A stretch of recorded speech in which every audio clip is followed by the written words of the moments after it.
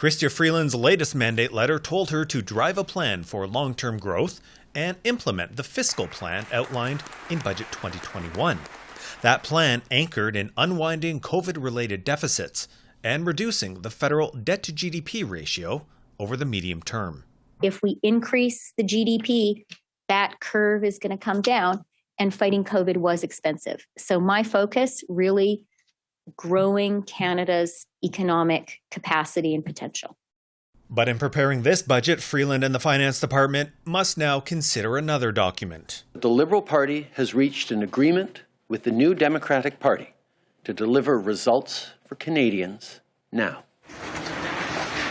And they must account for war in Europe and how it exposed gaps in Canada's military. I will continue to press for resources for the Canadian Armed Forces so that they are prepared to fight and win. And how the war has driven up commodity prices. There are also economic consequences of this war, and we have to take all of those into account as we finalize the budget, and we are. Last fall's fiscal update had already signaled a reduced deficit thanks to GDP inflation and lower than expected pandemic spending.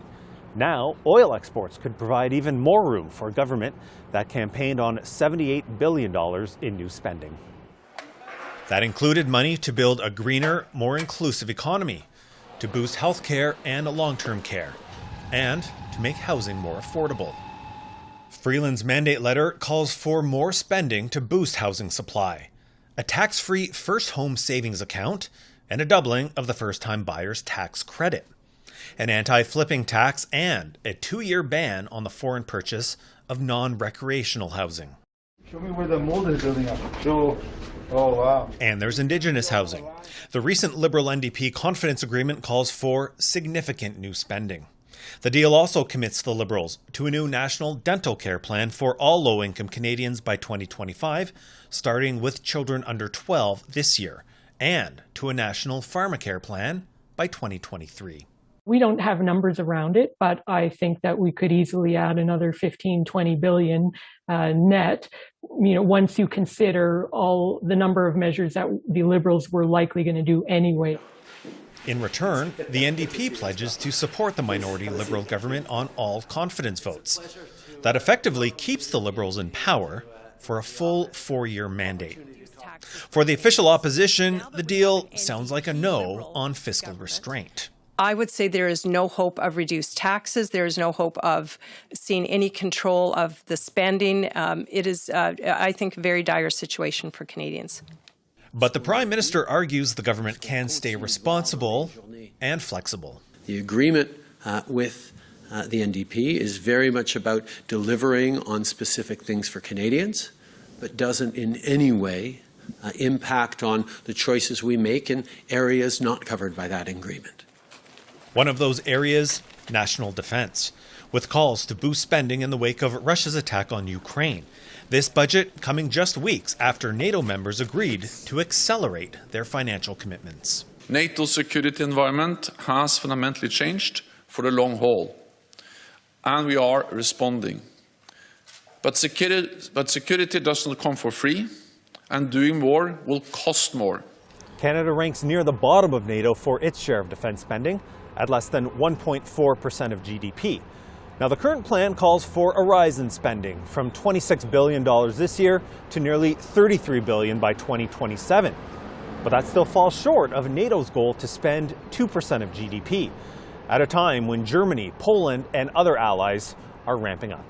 Time is of the essence in everything we do, when so much is at stake for Canada and for the world.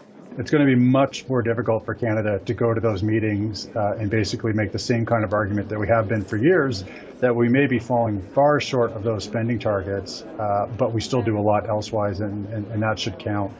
You can spend money on virtually anything that would fall under the military's purview, and that would count towards that target. So we should think about things that are in our own national interest, and I think top of mind should be a range of different investments related to continental defense, and beyond that in our Navy. Jagmeet Singh calls the 2% target arbitrary, but hinted his party can live with a higher defense budget if the money's also there for NDP priorities. No decision around military spending should get in the way of our investments in healthcare should not end up cutting our healthcare or the initiatives that we fought for. Singh's agreement with the Prime Minister also touches on climate change, and the budget may offer more detail on the $9.1 billion pledged last week to reduce emissions. But this budget also arrives amid high anxiety over rising prices and the cost of living. The war in Ukraine is expected to put even more pressure on low-income Canadians, with interest rates on the rise and inflation already at a 30-year high. The question is whether federal spending helps ease that pressure or adds to it.